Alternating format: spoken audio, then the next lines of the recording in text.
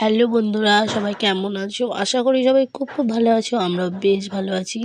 তো সবাইকে বলছি শুভ সকাল। তো এই দেখো আমি সকালবেলা বাসি নাইটি বাইটি ছেড়ে একবারে চলে এসেছি ব্রাশ করার জন্য। তো আজকে ঠান্ডা ছিল, মানে বেশি একটা ঠান্ডা ছিল না।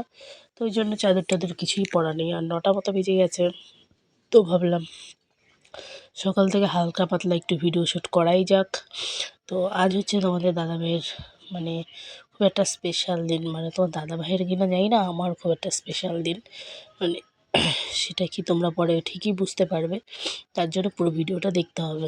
তো যাই হোক, সকাল সকাল দেখো ভাত বসিয়ে দিয়েছি। আর এদিকে মা আমাকে সবজি কাটাকাটিতে সাহায্য করে দিচ্ছে। আর ওই যে দেখো তোমাদের দাদাভাই চলে এসছে চিকেন, মাছের মাথা টাথা এসব নিয়ে। যেটুকু আনতে বলেছি সেটুকুই নিয়ে এসছে, তার থেকে বেশি না, যেহেতু সে বেশি মানে খেতে পছন্দ করে না আর কি।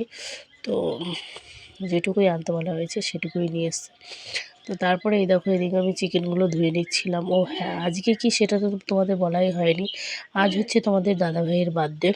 তো এই দিনটা খুবই স্পেশাল একটা দিন আমার কাছে। বিশেষ করে আমার জীবনে স্পেশাল বলতেই তো আমার হাজব্যান্ড আর আমার মেয়ে। তো এই দুজনের জন্মদিন মানে আমার খুবই একটা স্পেশাল দিন। আর আমার মা বাবা এনারা তো আছেই। তো তাদের কথা আর এখানে বললাম না, তারাও আমার জীবনে স্পেশাল। তবু এখন আমার জীবনে এনারাই বেশি স্পেশাল। মা বাবা যে কম সেটাও না, তারাও স্পেশাল। তো যাই হোক, সেই সেই তর্কে আমি যাই না। তো আমার ভীষণ ঠান্ডা লেগেছে, তোমরা একটু কষ্ট করে আবার ভয়েসটা বুঝে নিও। তো অনেক কথা বলতে বলতে এই দেখো আমি রান্নাটা বসিয়ে দিয়েছি। আর ভয়েস দিতে অনেক লেট হয়ে গেল। ভিডিওটা অনেক দিন আগেই করা। তোর বার্থডে ছিল 14 ডিসেম্বর। তো চিকেনটা এদিকে বসিয়ে দিয়েছি। আর সত্যি এই দিন এত মানে লেট হয়ে গেছে রান্না করতে করতে। একটু লেটেই বসিয়েছি অবশ্য রান্নাটা। আর কিছু পকোড়া করে নিচ্ছিলাম। তোমাদের দাদাভাইকে আগের দিন বলেছিলাম যে একটু পকোড়া করবো, ঠিক আছে, অনেকটা মতো। তো ওই জন্য অনেকটাই চিকেন এনেছিল। তো সেই করে আর জানো তো পকোড়াটা এত খাস্তা হয়েছিল, মানে কী বলবো, সত্যি ভীষণ টেস্টি হয়েছিল, খুবই খাস্তা হয়েছিল। তো তোমাদের দাদাভাই যেই মতো আমাকে রেসিপিগুলো বলেছিল আমি সেই মতোই মানে করছিলাম আর কি। তো সত্যি ভীষণ ভালো হয়েছিল। আর তোমাদের দাদাভাইয়ের মানে রান্নাবান্নার প্রতি বেশ সুন্দর আইডিয়া আছে। তো যাই হোক, অনেক কথা বলতে বলতে এদিকে আমার চিকেনটা হওয়ার মধ্যে, ঠিক আছে। তো আমরাই খাওয়া দাওয়া করবো। তারপরে এই দেখো তোমাদের দাদাভাইয়ের মতো একটু একটু করে সাজিয়ে দিয়েছি খাবারটা। ও শুধু ওই মাংসটা দিয়েই খাবে আর ডালটা খাবে, ঠিক আছে। তো সে তো বলেছে বেশি কিছু করবে না। ওই জন্য মাছ টাছ কিছু করি না। আর মাছ করলেও মাংসটা খেত না, আর মাংস করলে মাছ খেত না। ওই জন্য অনেক মানে খাওয়া নিয়ে খুব ঘ্যানতারামও করে। তোমাদের দাদাভাইয়ের স্বভাব খুব খারাপ, শুধু ডাল দিয়েই খাবে, মাছের ঝোল টোল এসব দিয়ে খাবে, মানে 2 পদের বেশি ও খেতে চায় না। ওই জন্য আর বেশি কিছু করিনি। যাই হোক, এইটুকুই করার চেষ্টা করেছি। আর সকাল থেকে আমার বুকটা এত ব্যথা করছিল, মনে হচ্ছে অ্যাসিডিটি হয়েছে। যার জন্য সন্ধ্যাবেলা একটা ইনো খেয়ে নিচ্ছিলাম।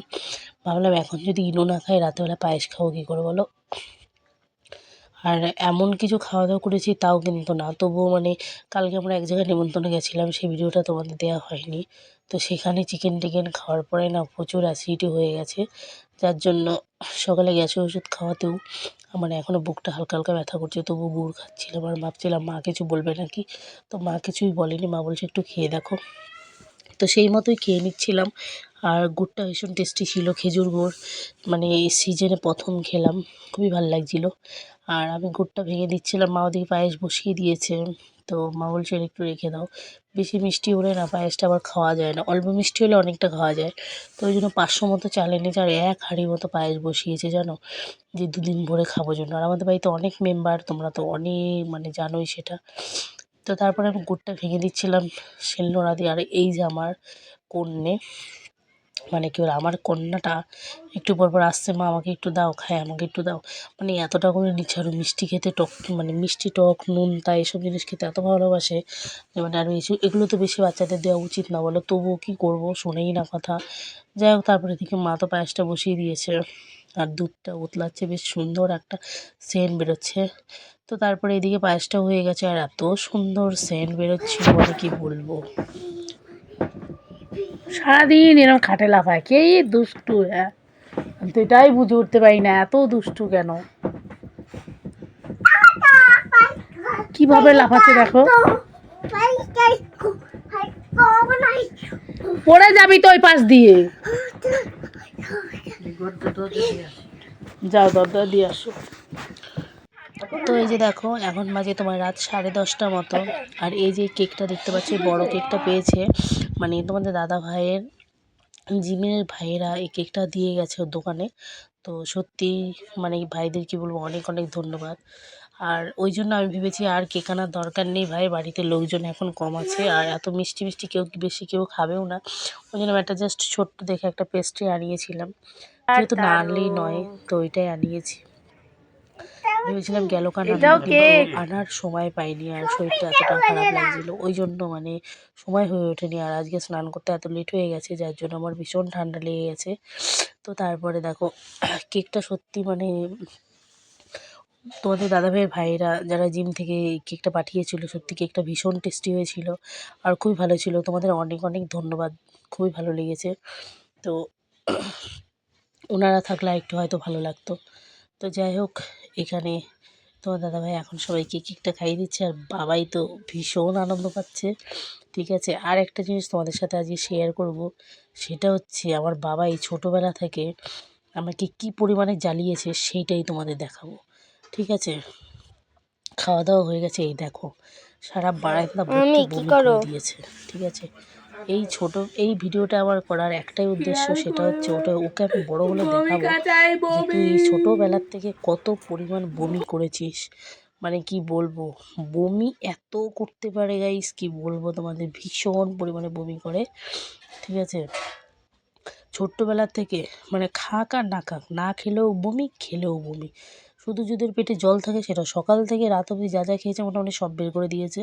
ঠিক আছে, এই ভিডিওটা করার আমার একটাই উদ্দেশ্য, সেটা হচ্ছে ওকে বড় হলে দেখানো। ওই জন্যই আমি ভিডিওটা করে রেখেছি, যে দেখ তুই কত বমি করেছিস, আর তোর বমিগুলো আমি কীভাবে কাচিয়েছি। কেউ কাচাবে না তো কী করবো, আমার শ্বশুর এখন বাড়িতে নেই, আমাকেই কাচাতে হবে। আমার শ্বশুরও কাচিয়ে দিয়েছে, মিথ্যে কথা বলবো না, মাঝে মধ্যে, কিন্তু আমাকেই তো বেশি কাচাতে হয়। তো আর এত গন্ধ ছাড়ছিল, মানে কী হলো, আমার তো জাস্ট বমি বেরিয়ে যাচ্ছিলো ওর বমি দেখে। বমি দেখলে বমি হয়, এটাই স্বাভাবিক। তো যাই হোক, আজকে ভিডিওটি কেমন লাগলো অবশ্যই তোমরা জানিও। টাটা।